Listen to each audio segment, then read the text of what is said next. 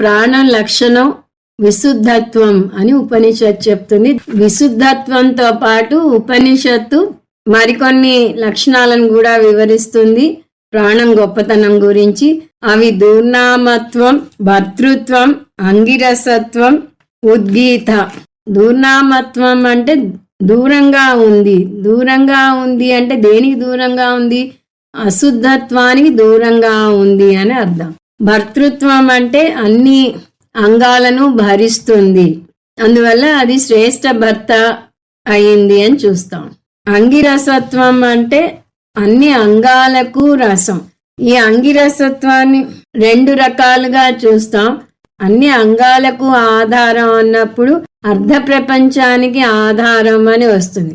అంతేకాకుండా శబ్ద ప్రపంచానికి కూడా ఆధారం ప్రాణం అని చూపించడానికి 3 వేదాలకు ఆధారం ప్రాణం అని వస్తుంది. అలా చూపించటానికి వాడిన పదాలు బృహస్పతి, బ్రాహ్మణపతి, సామ.